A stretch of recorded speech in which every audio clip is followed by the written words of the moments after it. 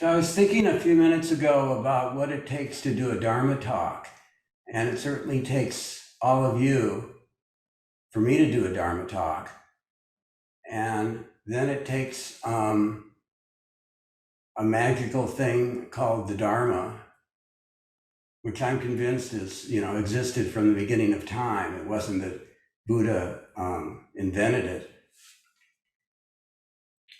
and then it takes a fourth thing, and that is a space, this boundless space that we're all in.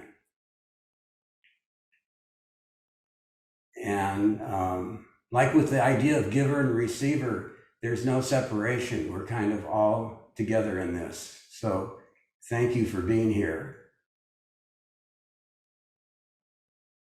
And now a little disclosure. Though we have a choice how we deal with life's challenges, including pain, grief, anger, guilt, we also need to realize that we do that in a myriad of ways. We don't want to add on to the pain about how we deal with it.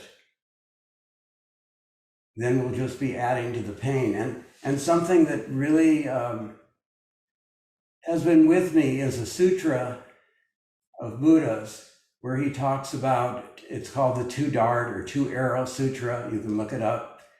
And basically, the first arrow gives us this injury, and the second one is what we attach to it and how we do that. The ancient Jews had a practice called kriya, where one would run around the house and tear off their clothes and scream when someone they loved died.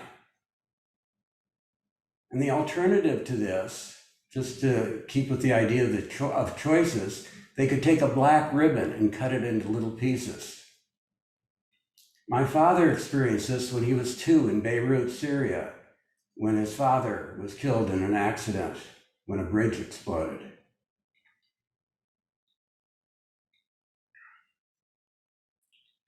When have you been happy? Was it when you did well? Was it when you connected to another human being? Was it when your child was born or when she took her first step? What did you feel? What made you happy? Are you happy when you remember that event that made you happy?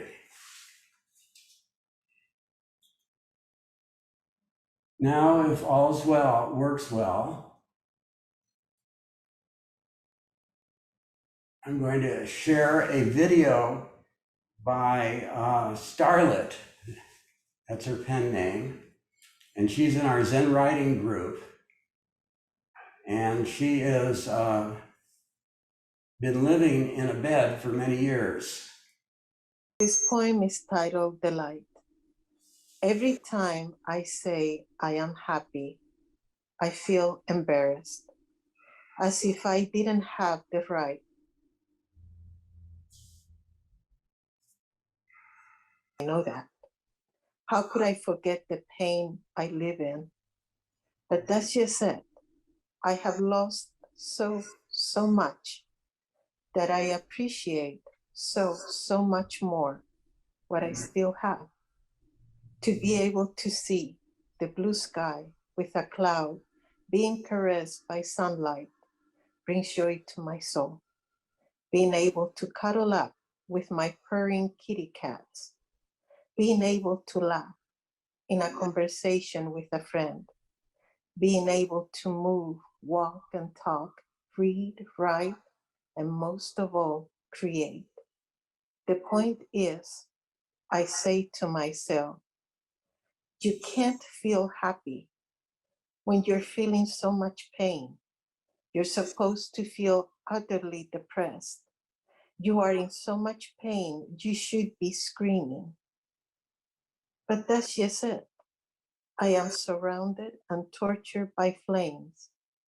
I am suffering so much already that it would be a pity to not be able to take delight in the beauty of life.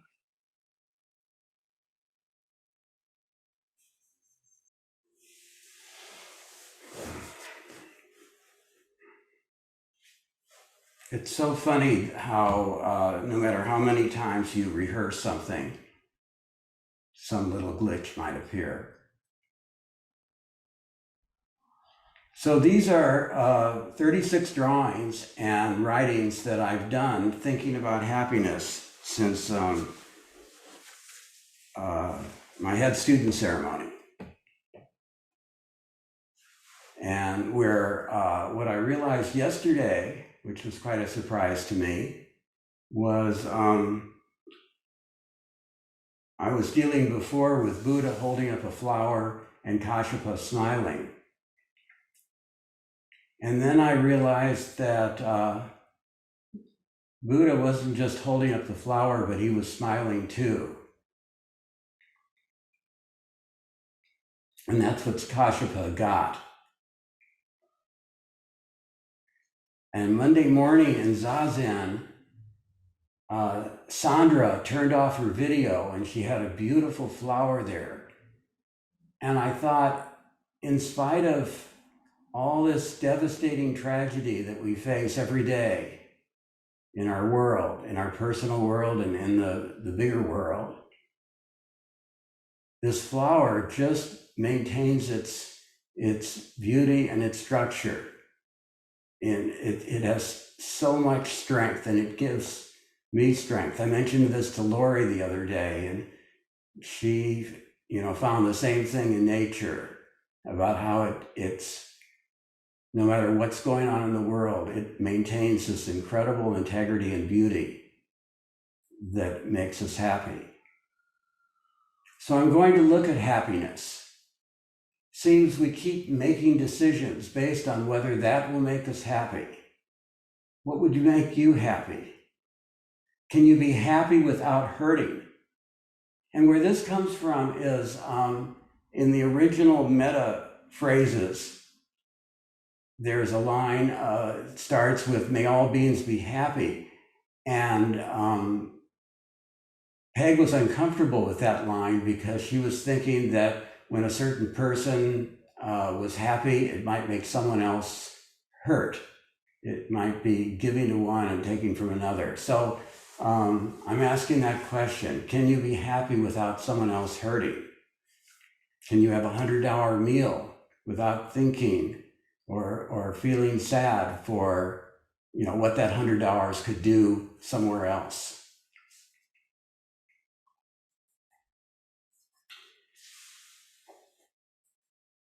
And I assume you're seeing the pictures change, right? Good. So if bad pain is 0, can we hope to get beyond 5 to 10? Do we need to hurt to be happy?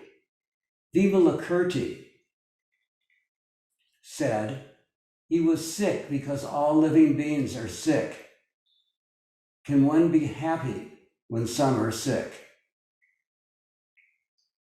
And Lori did a beautiful course on Vimalakirti, and he was sick, supposedly, and so he wanted these bodhisattvas he was a famous lay bodhisattva, and so brilliant that he intimidated the other ones. And Vimalakirti wanted some of them to come and visit him, but they were too scared because he always clarified things, whatever they said.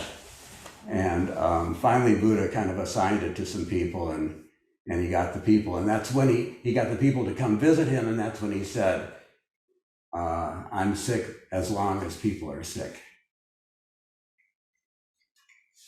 I went to buy tuna because it would make me happy to eat tuna.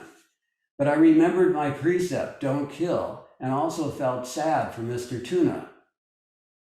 I actually, as a kid, was in a tuna factory and watching all these pretty large women sitting at tables, picking out the tuna from the bones. And I found out years later that now they send those tunas to China or something to have them, anyway, dissected, whatever word we can use. I should have gone to the tuna cans and said, may all tunas be happy. And this is Sam the tuna before he was canned. I couldn't even go down the aisle yesterday at Central Market where the tunas were.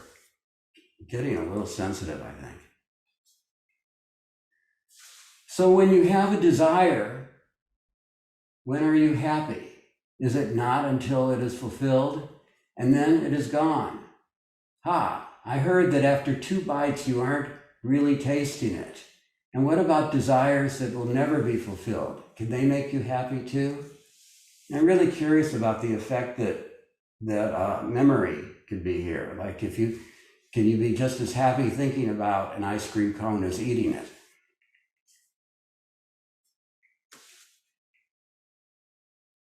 You know, something that I really look forward to in my life is this kind of annual lunch that my daughter and I have.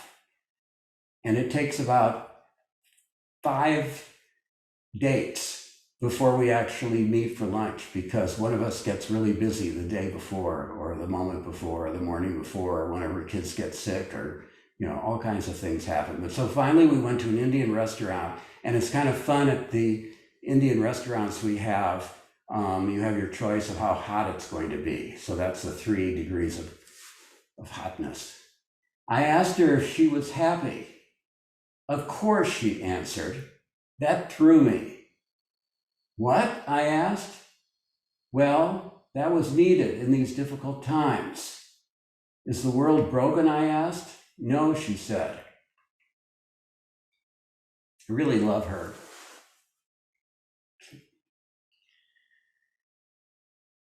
And I asked Peg a similar question. I said, can we jump for joy in these devastating times? And Peg said, that's when we really need to do that. Quora says, the only thing that makes you unhappy are your own thoughts. Change them. Don't we love that? How simple. The first sentence is undeniable, but how easy is it to change a thought? Ever tried to change someone else's thought? It is an exercise in futility. And this is thought number, if you're wondering what it looks like, a thought, 087351996.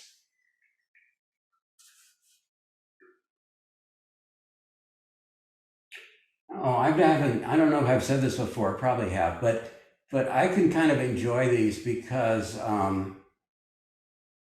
in a sense I didn't do them, they just kind of come through me or something. So,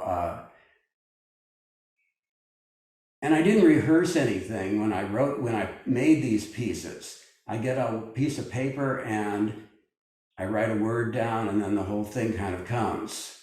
So, so it's a fun process to me. And the quote for yesterday relates to this, and I wanted to read that to you. And I'm going to change the gender so I don't offend anyone. The perfect woman employs her mind as a mirror. It grasps nothing. It refuses nothing. It receives, but does not keep. Shan Tzu.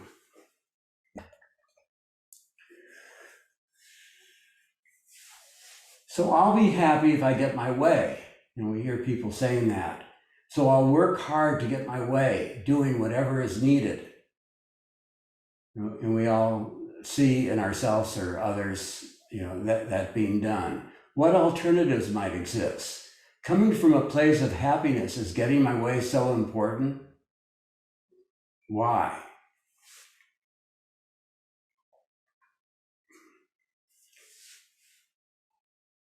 It was fun yesterday. I gave this talk in St. Louis, and this all took place in my mind in a junkyard in St. Louis that many people know about.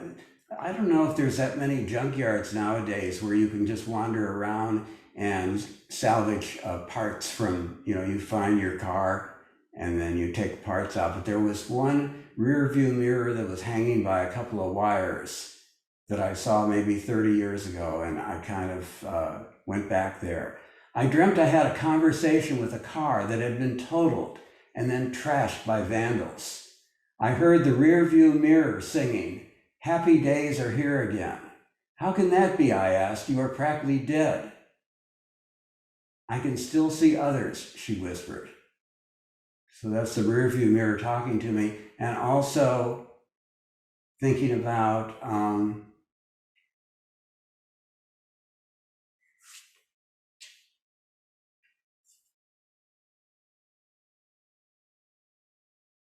the flower.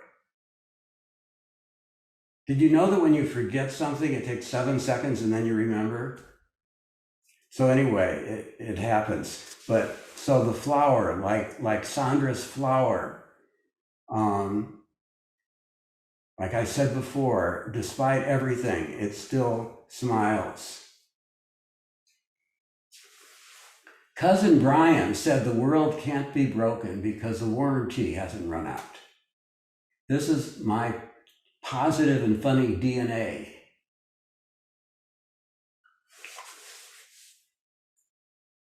But it isn't fixed either.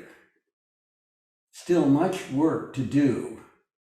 We are all going to be happy.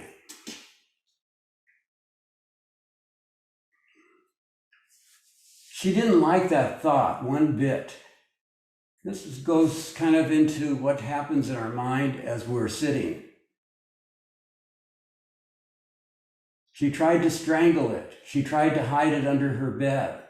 And then she gave up and she stared at it as if she was looking in a mirror. Soon she blinked and it wandered off on its own. She was so happy. And this relates too to the thing I just read. The perfect woman employs her mind as a mirror. And we're doing that when we're sitting. We're taking that time to look in the mirror. Would you bring a kid into this world that was just bearable? And we've all heard a lot of people ask that. Is it possible to be happy and awake? When you're looking in the mirror, are we kind to make people happy, or is it just to help them with their pain?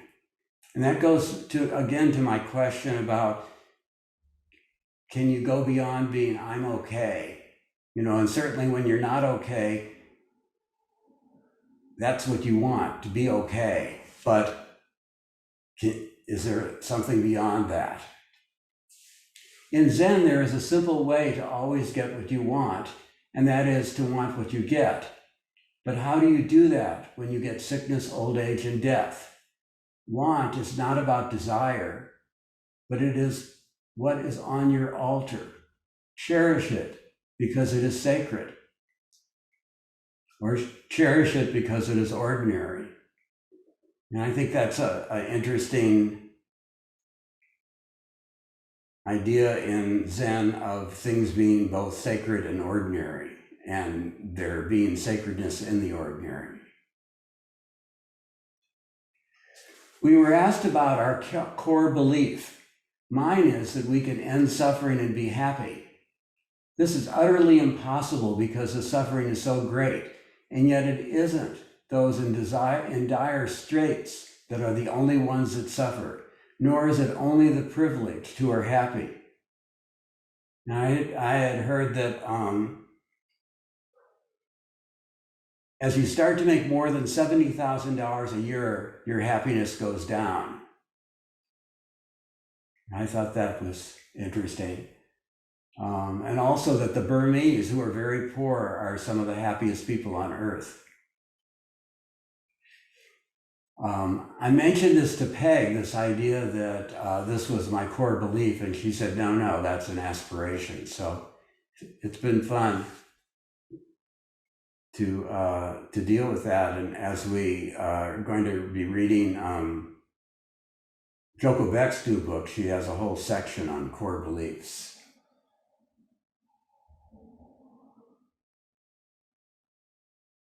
And Dogen's statement, to discover the self is to lose the self. That self is to, seems to be a lot of our core beliefs. Lojan suggests transforming bad circumstances into the path. How do we feel when we are on the path? Are we happy? What is the path anyway? Is it more than transform bad circumstances? Are bad circumstances our only teachers? And here's a shark coming up to, the shark, I should have written this out, but the shark just tore through that man's leg. And he's using this as some kind of teaching, I guess.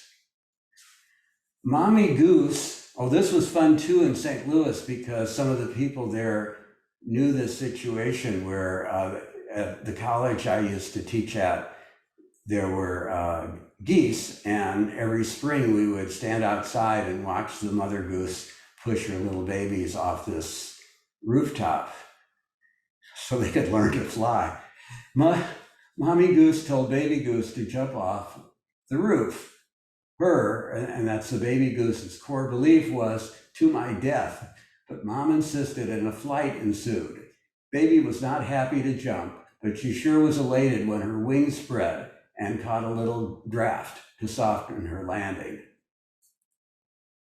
And then I wrote down below, what beliefs are keeping you from jumping off the 100-foot pole?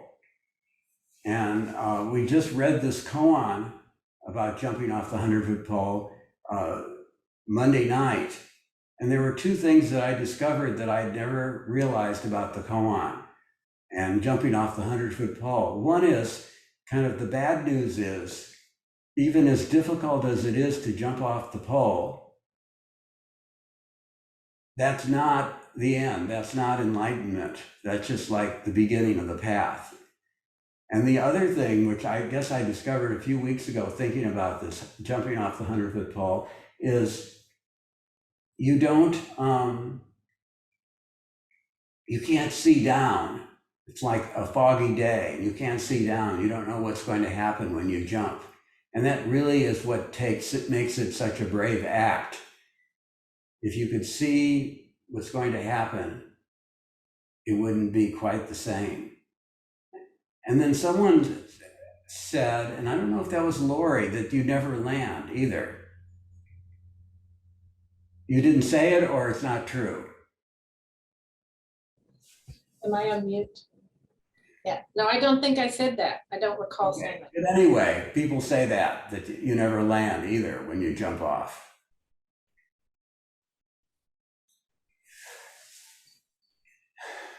So we failed continually, and I failed continually, and this is the time I failed. Used paper goes in one place and used plastic bags in another.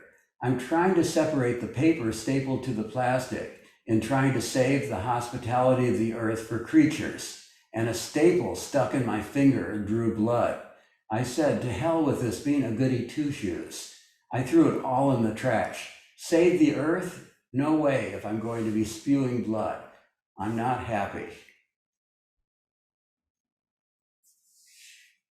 Are you feeling peaceful, joyous, or happy? Today in Zazen, I felt peaceful until I remembered that I soon would be seeing an old friend. Then I was happy.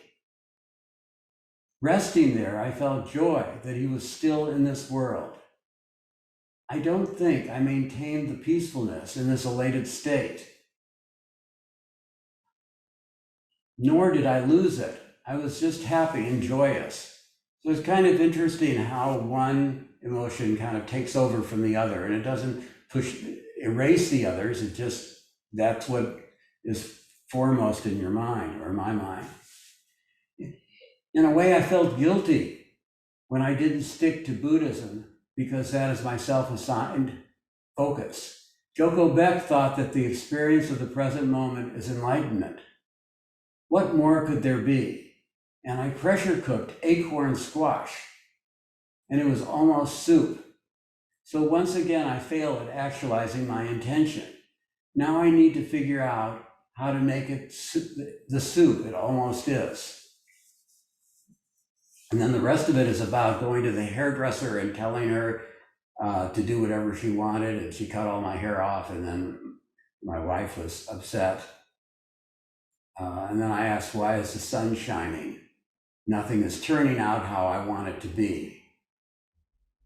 So we all have those kind of days, I guess. We live in a world half bent on conclusions. Who did it? I'm more interested in the process of what Blake described as persisting in his folly. Luckily, I have sisters and brothers and teachers, and all of you, who tell me I'm heading into a ditch. Still, despite their admonitions, I mostly live happily in a muddy ditch, which is one reason I love pigs.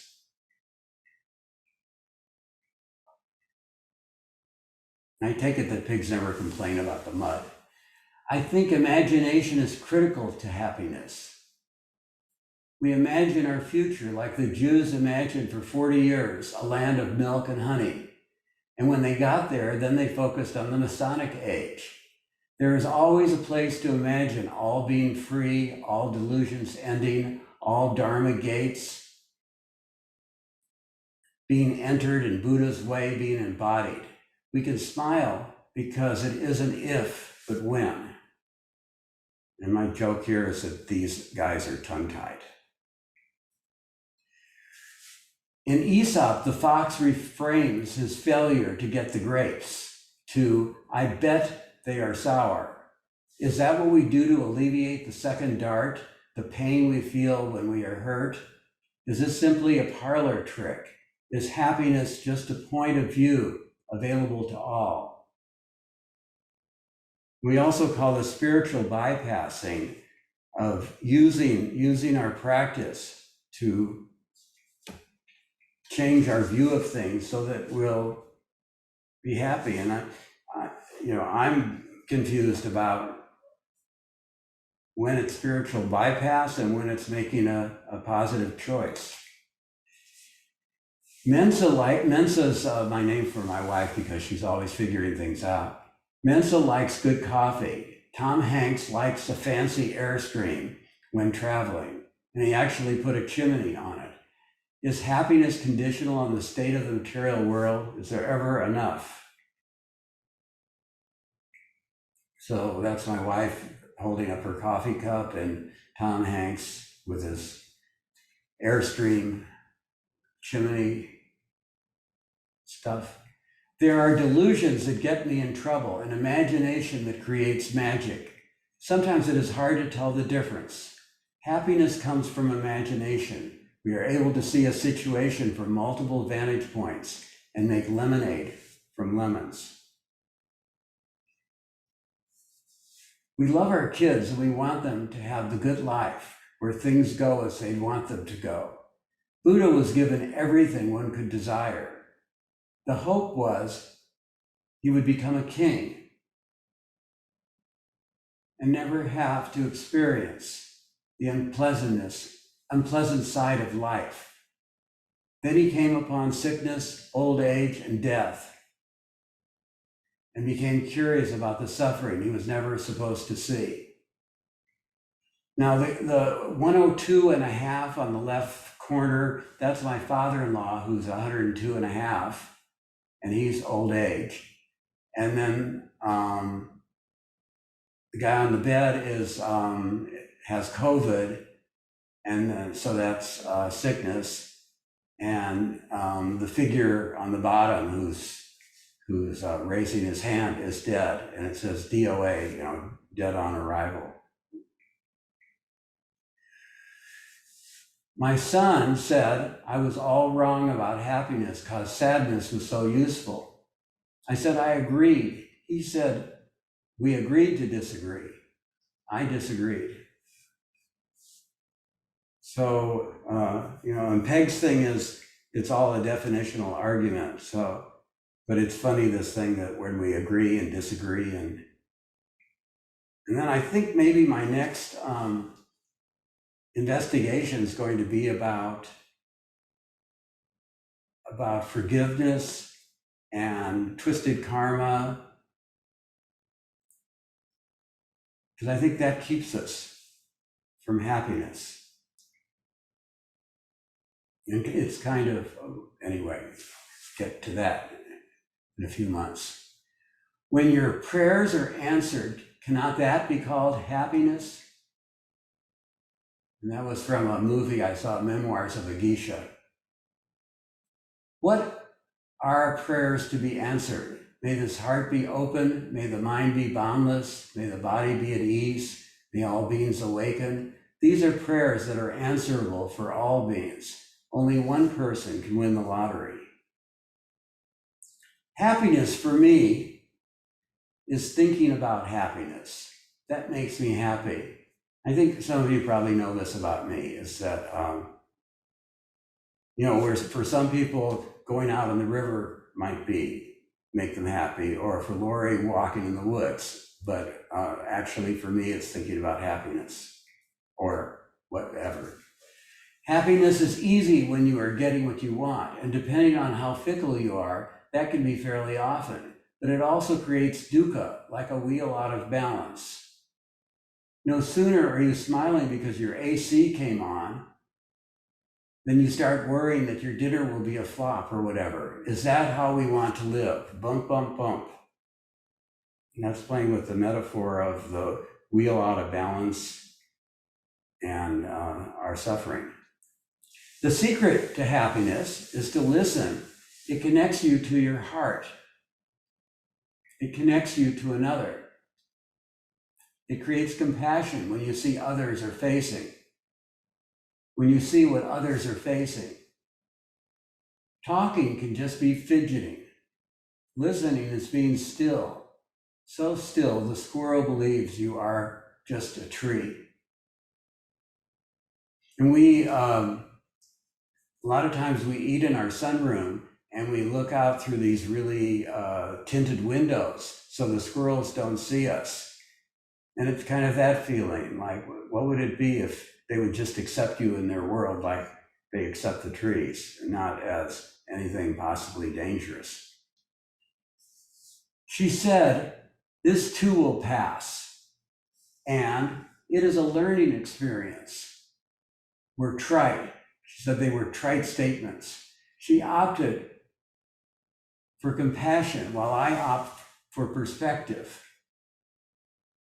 I asked myself, how can I alter this meal of life so that it makes a lovely dinner? That's what I was aiming for. Is that trite? So kind of sadly, this is a relative of mine who has a blog, and she wrote this. And so I posted this picture on Facebook, and then I tried to find the blog and she had taken it off. And I'm sorry about that, because it's not like things are tried or not tried, or this way or that way. They're both tried and not tried.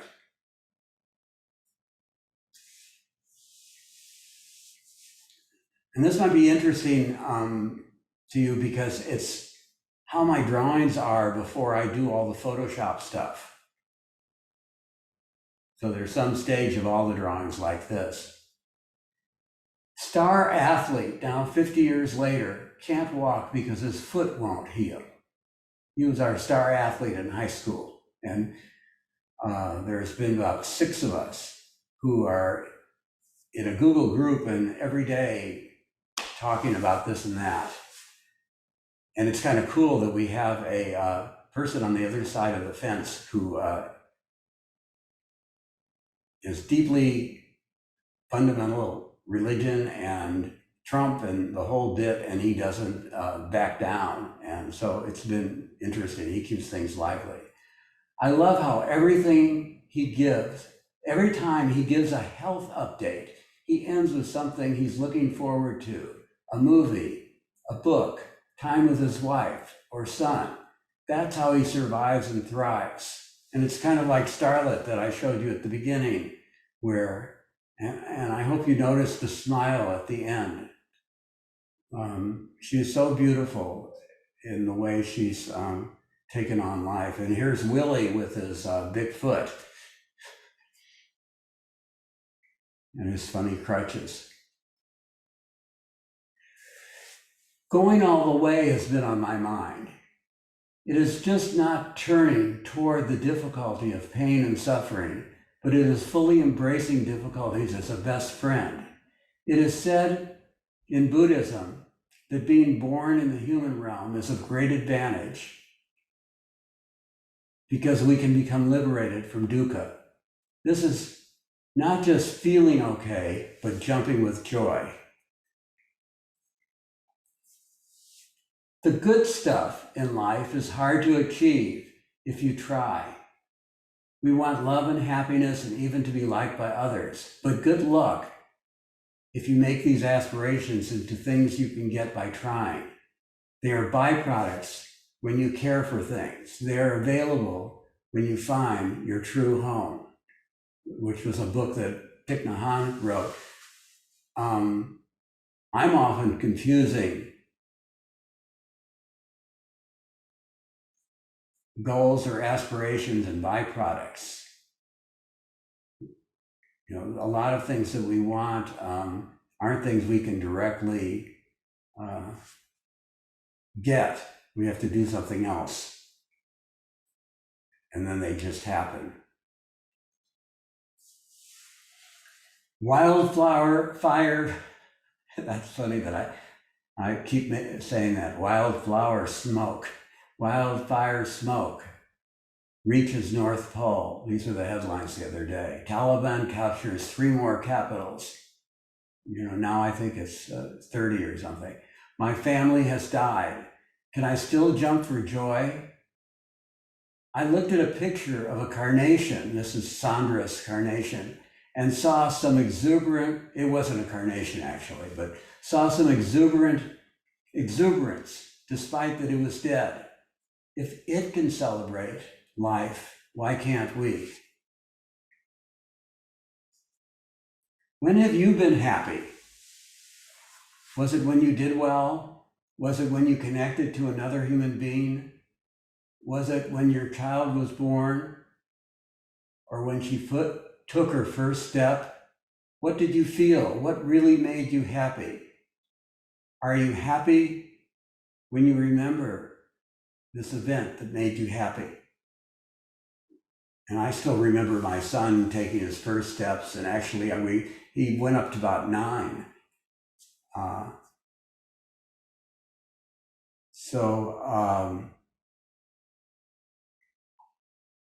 Now I'd like to hear from you all, and we're going to do the popcorn deal where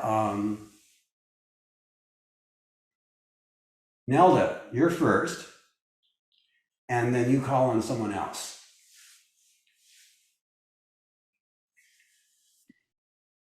Good morning, everyone. Nelda has cleverly replicated the study in the Zendo in her back house, and so that's why it appears Right.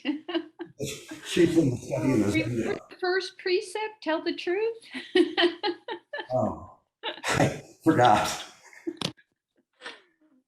Good morning, everyone. Wow, Kim, what food for contemplation. I was making notes the whole time about things that struck me, that just bounced off of me.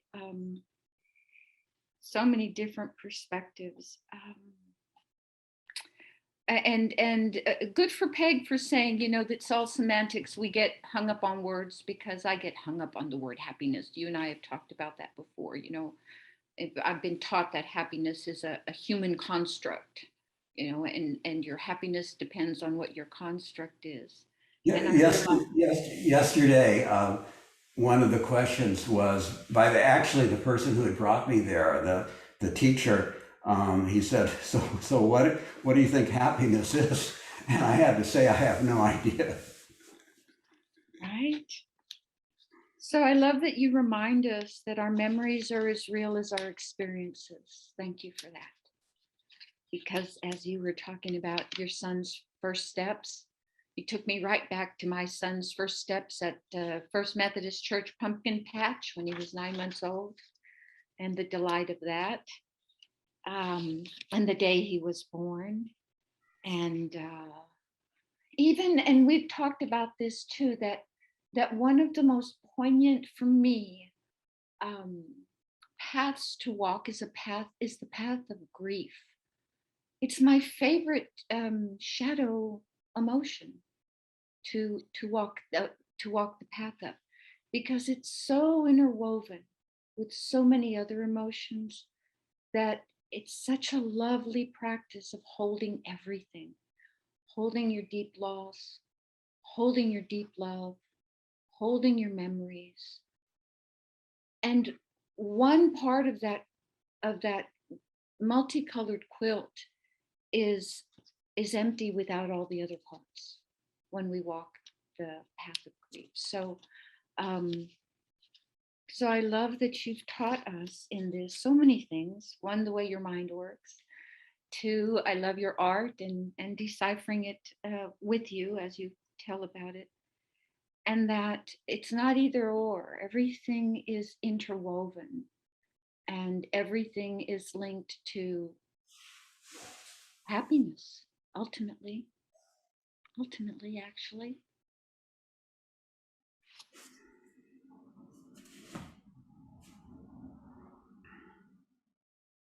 You need to call on someone. Oh, I'm done. oh. So, okay, let me see.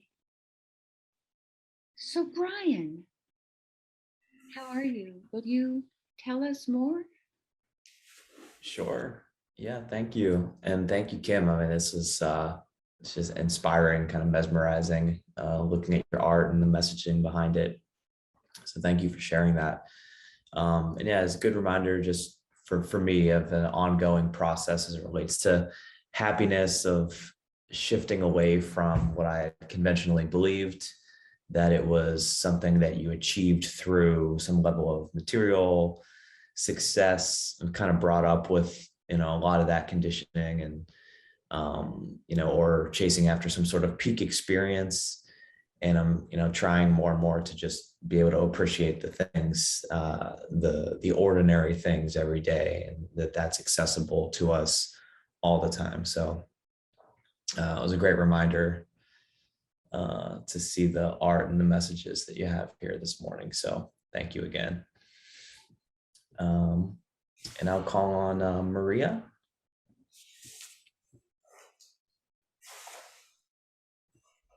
Hi.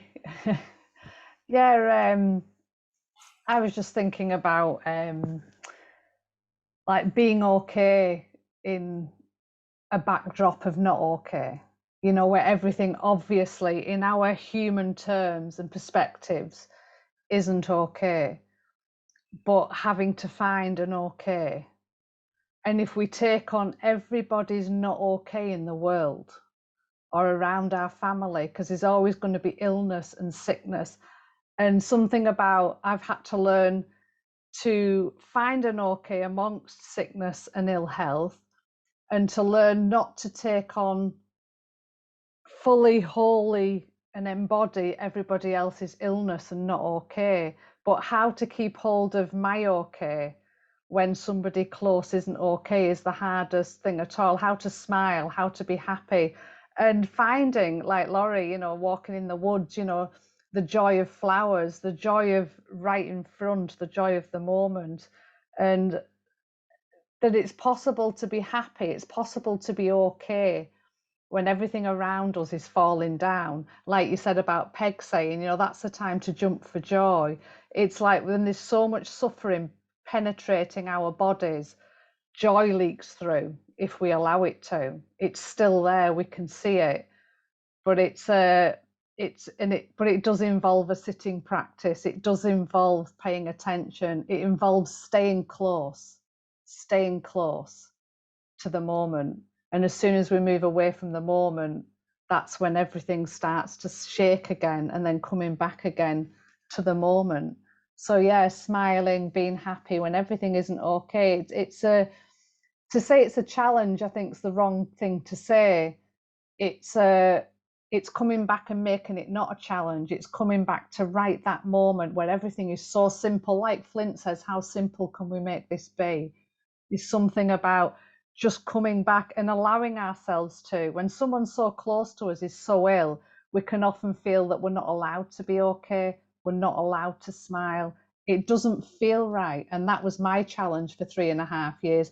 How can I allow myself to be happy, or to even allow to feel an essence of that when somebody next to me is in so much pain? But we have to come back and stay close, and there it is. There it is. And by doing that, we allow others to do that when we're not okay. You know, it's giving permission to the world to be okay when I'm not okay. Please smile if I'm not okay, you know, and stay close. And I'll do the same. I'll promise to do the same when you're not okay, and keep my strength to be close with you during those times and keep my smile. Thank you. Joan. Harmon. Sorry, there's two Joneses. I find it ironic that the term or the feeling of happiness brings on such anxiety. And maybe it's just me, but it seems like there's just such craving and clinging for happiness and fear that we won't have it, or fear that it will go. And I wonder, you know, we keep talking about appreciating the entire range of existence, of the sorrow and the joy. And I wonder if we could be able to do that more, if there would be less anxiety around happiness, because it would be a wonderful thing when it happens. And then when it doesn't, another wonderful thing in terms of wonder would also come, which might be a tragic grief. There's a saying by William Blake that really says that to me. He who kisses the joy as it flies lives in eternity's sunrise. So that's why we're still reading Blake. And the quote that I decided to write down of all the things that Kim said today was Cora's, which was, "The only thing that makes you unhappy are your thoughts. Change them." I like that. And so now, But Joan, I'm going to ask you in the future, and all of you, you know, like, when is it spiritual bypassing and when is it making a positive choice? you know, that when you did that, I kind of wondered if what I'm doing is spiritual bypassing. I thought of that with the condition of our environment.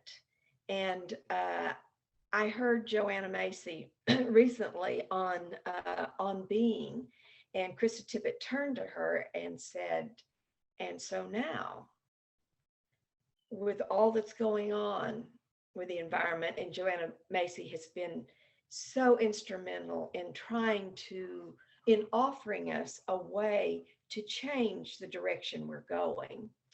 And Joanna responded, "I have such deep gratitude for everything I experienced today, every beautiful flower and every giant tree." And I understood. Joanna says, to get away from the despair that can overtake us with what we think may happen, to get back to our gratitude. And I saw her practicing that we don't know. It's not looking good, but we don't know. And so she was getting back to her gratitude. And, you know, she made the choice. Is that spiritual bypassing?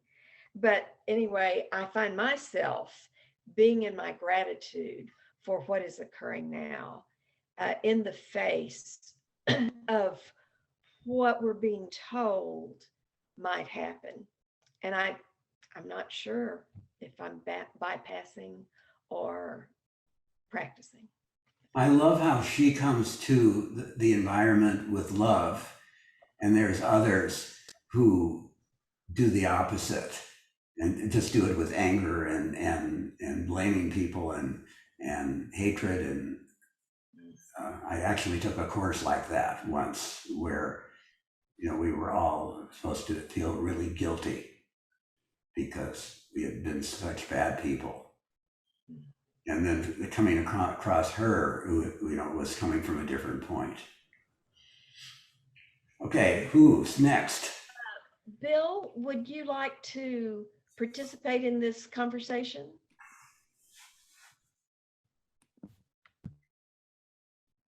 Bill Mueller, yeah.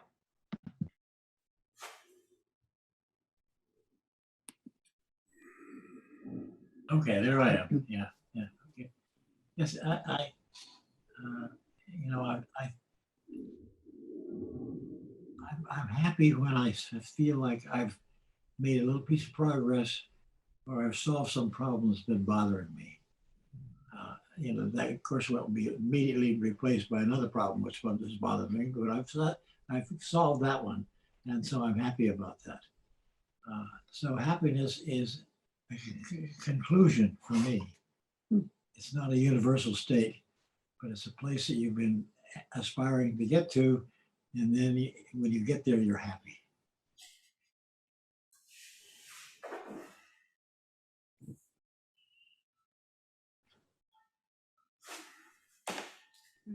And how about your partner?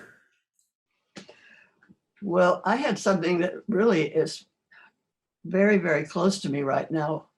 We've been at a really bad place with our older son. He wouldn't get vaccinated and all these things, and we just couldn't talk to each other. It was really terrible. It went on for a long time. We could worry about him, but he wouldn't respond. Finally, after some time, we came together, and I had been talking to a counselor. He'd been talking to a counselor. And the richness of being real to each other has really opened a new relationship for us. And I'm so grateful for that. And it was being honest with each other and having a lot of pain to get through that adventure, you know, which just has showed us a lot of new things. It's also showed me a lot of ways that practice can be real. That not just saying nice things to each other, but being real is the basis for a relationship. So I'm very grateful for that. I'm so glad to hear that. I remember you've talked before about Yeah. what was going on. And it took me, I mean, I had to go to the counselor. I know that a lot of this is my problems. And I told him that too. But I found he'd also been going to a counselor. So between us, we were ready for a new step.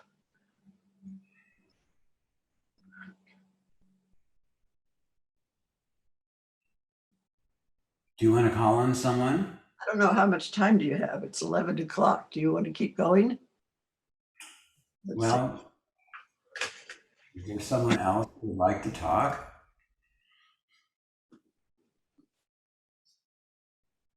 Lori. If people need to go, I hate to hold them back, so feel free to do what you need to do. But there's a couple of things I wanted to say. One is, maybe I was splitting hairs as you were talking or as people were talking, but I see a difference between joy and happiness. And I think I don't worry so much about happiness. To me, I'm going for joy. And that's what I have when I'm in nature. It's pure, deep joy. And it's also what comes up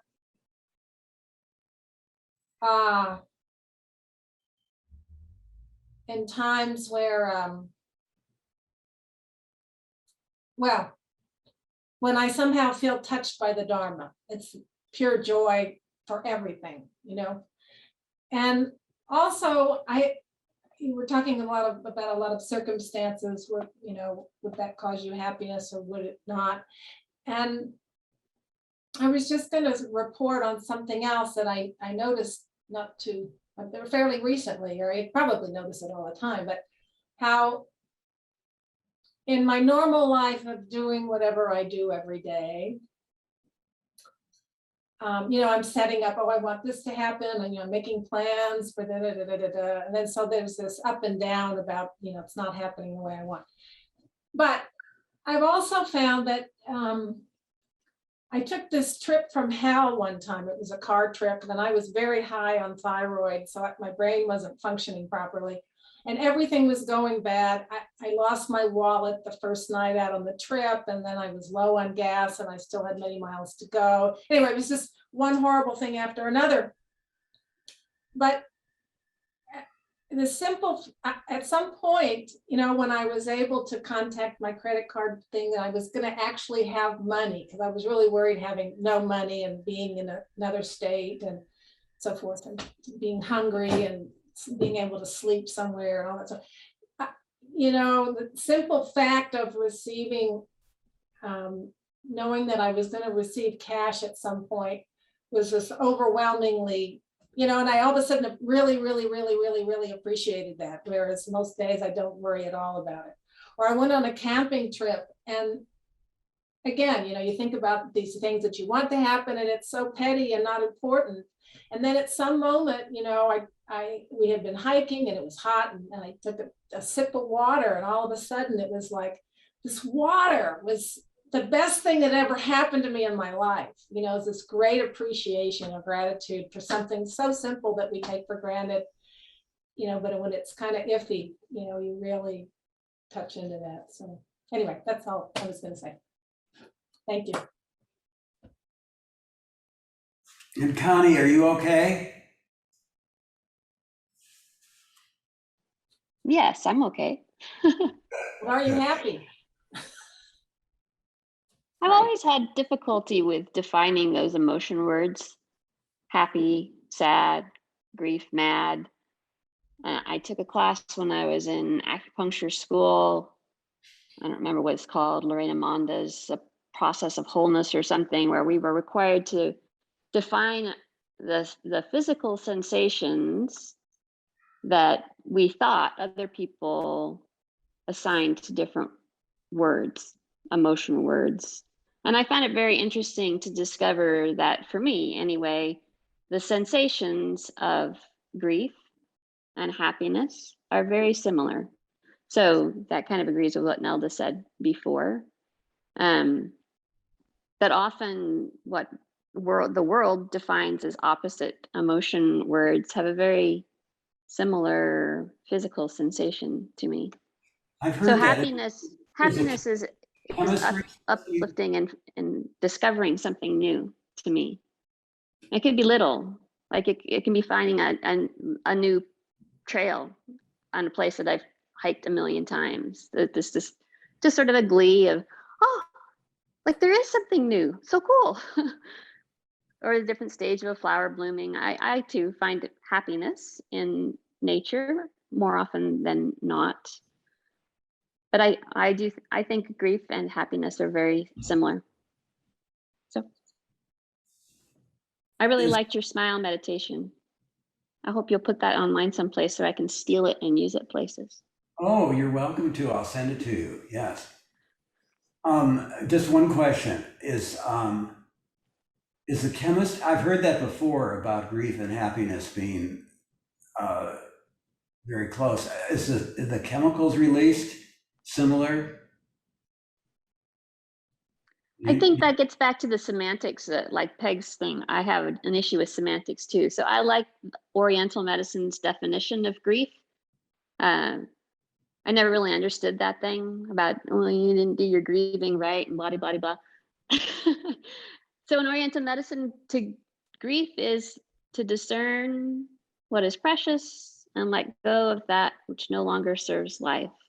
I like having those words around the concept of grief,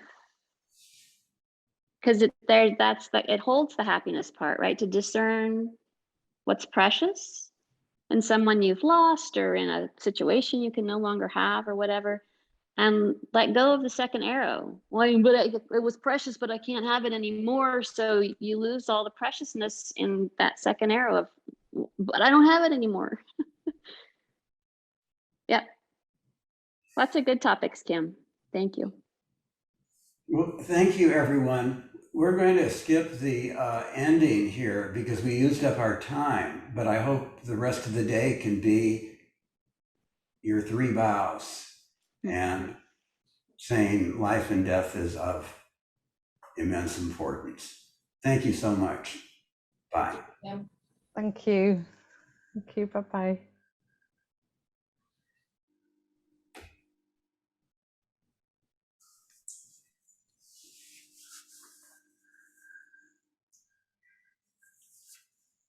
And thank you for moderating.